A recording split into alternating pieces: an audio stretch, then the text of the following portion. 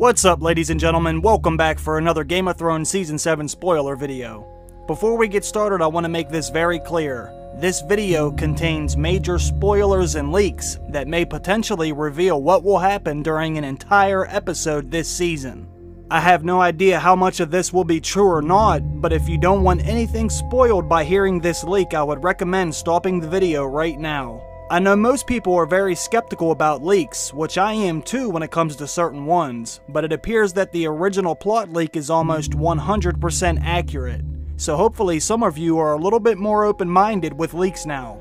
I try not to rule anything out until I see enough evidence to prove it right or wrong, but with this leak I'm about to show you, I'm still unsure of how much of this is going to be true. Some of it has already been confirmed by photos, promos, and trailers, but some of it is still unknown. I'm gonna be honest with you right up front. Some of this leak sounds pretty damn crazy. In fact, while I was making this video, I had to stop myself and ask myself if I wanted to finish making the video or not. So I ran a poll on Twitter and I asked all of my Twitter followers if they wanted me to make this video, and the majority of you said yes, so here it is. First, I gotta give a shout out to White's King on Twitter for sending me this information. The leak was originally uploaded on a channel called Freaky Doctor. As far as I know, it's a Spanish channel, but someone translated the entire video and posted the translation. I'm going to put the link to his channel down below, and I will put the link to the translated post down below too, just in case you want to see it for yourself from the original source. But I'll let you all be the judge, so let's begin. The episode starts with the excursion beyond the wall, which includes Jon, Gendry, Thoros, Beric, Jorah, Tormund, and the Hound, and 2 or 3 other unknown characters. Sir Davos does stay behind because he isn't much of a fighter, and he would only slow down the others. The mission continues through the north. As they travel, a lot of conversations come up. This is when Jon offers Longclaw to Jorah. Jon Snow says that it belongs to him since it belonged to his family, but Jorah says, "No, you should keep it. I'm not worthy of carrying this sword. My father gave it to you for a reason." Tormund and the Hound have a conversation about Brienne, which the Hound is amazed at how much Tormund admires and likes Brienne. Jon and Beric Dondarrion now have one thing in common, which is being brought back to life by R'hllor, and they discuss what it might mean and what their purposes might be. They continue north by trying to follow the vision the Hound saw in the flames.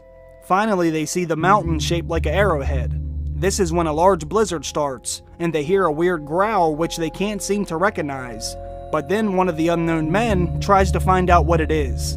That's when out of nowhere, a reanimated polar bear shreds the unknown man to pieces. But because of the heavy blizzard, no one is sure what has happened.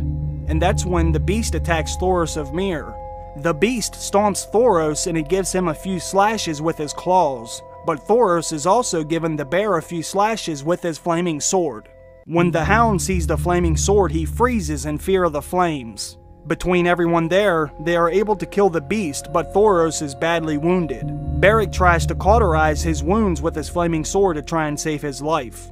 The mission must continue, though with a man down and Thoros balancing between life and death, things are looking dire. This is when they realize with the reanimated polar bear, that means that White Walkers are not too far, and they must hurry, but they know they cannot avoid them. And that's when they run into a horde of whites and one White Walker. This is when Jon battles his second White Walker 1 vs 1. As Jon fights the White Walker, the others try to capture a white, but it's hard because there's other whites also attacking at the same time. But at last, they finally capture one and either put him in chains or gag him or her to try to immobilize it. At this point, the White Army attacks all at once without mercy, and the only thing the group can do is run. They decide they need to split up as they run to increase their chances of survival. Jon then commands Gendry to run back to Eastwatch by the sea and send a raven to Daenerys to come and rescue them. After they run for a while, they come together on a frozen lake. All the movement and fighting eventually breaks up part of the ice, and the group of men are stuck in the middle of the lake on a large piece of ice that floats above the other smaller pieces of ice. They then make a circle and wait for the incoming horde of whites, but the horde doesn't come right away, so they have to wait till they attack. While all of this is going on, Thoros of Myr eventually succumbs to his injuries and dies. Beric then takes his flaming sword and burns Thoros to avoid him coming back as a white. The Night King comes out from afar and stares at Jon Snow, and Jon stares back without fear. The lake begins to refreeze over again, and the horde of whites begin to rush Jon and the group. Tormund is almost overrun during the attack, but he is saved by a fellow companion. During this time, some of them are fighting alone and others are fighting together. It's chaos and not looking good when all of a sudden we hear the famous dragon roars of Drogon, Viserion, and Rhaegal.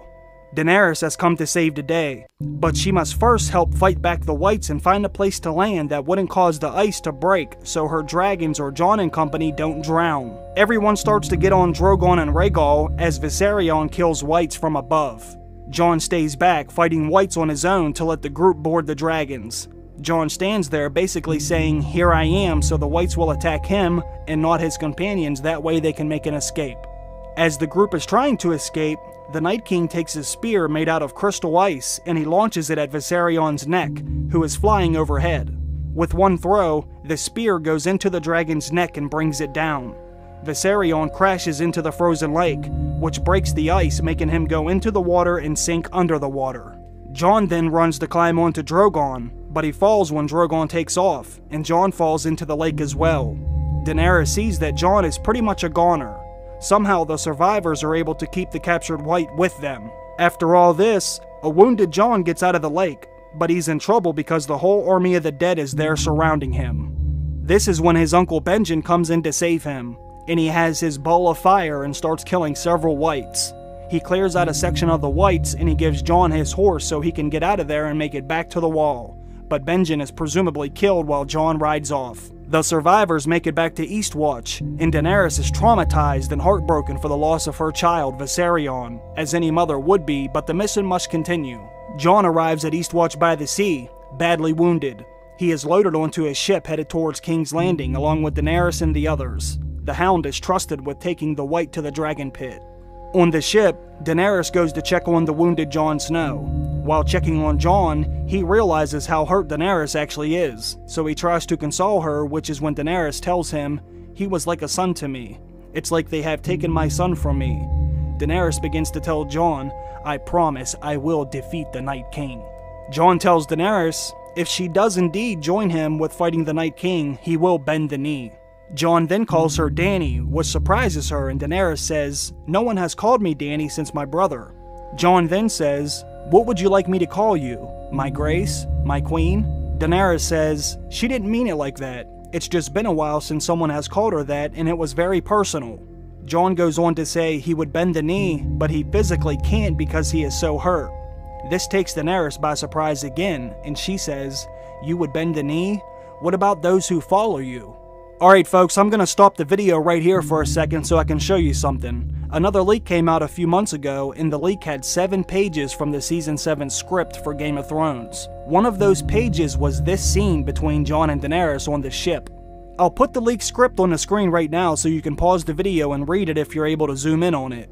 According to this leaked script, all this does happen on the ship with Jon and Daenerys, and it does sound like Daenerys is talking about one of her dragons being dead, which is very interesting. But once again, I have no idea if this is actually real or not, but it does back up the leak that I've been reading you, if it is in fact true. But let's get back to the video. After Jon and Dany have their discussion on the ship, it then cuts back to the north where the Night King orders Viserion to be pulled from the lake. The whites pull him out of the lake using chains. Viserion is dead, but then he opens his eyes as blue as the Night King's. Then the episode ends. There is more to this leaked episode that I'm about to read to you. Apparently the person who uploaded this leak wanted to keep all the scenes beyond the wall separate from the other stuff. Because so much happened north of the wall, they didn't want to bounce back and forth and make it too confusing. So the rest of the video is out of order. In Winterfell, the Stark sisters are in a bit of an argument. Arya brings the letter she found in Littlefinger's room and she confronts Sansa with the letter she signed and asked her what it's about. Sansa says she had to do it to survive. So apparently what this part of the leak is about, if you haven't read the original plot leak, apparently what happens is, when Arya comes back to Winterfell, Littlefinger tries to get Arya and Sansa to bump heads and go against each other. Littlefinger tells Arya that Sansa wrote a letter to her brother Robb, back when he was at war with the Lannisters. Cersei made her write a letter to Robb to bend the knee and swear fealty to Joffrey, what Sansa did do under duress from Cersei, which I think did happen back in Season 1 or Season 2. and that's what Littlefinger's trying to use to say Sansa basically was doing whatever Cersei wanted, to try and get Arya and Sansa to go against each other. Later in the episode, Littlefinger tells Sansa that Jon has left them because he doesn't care about the North.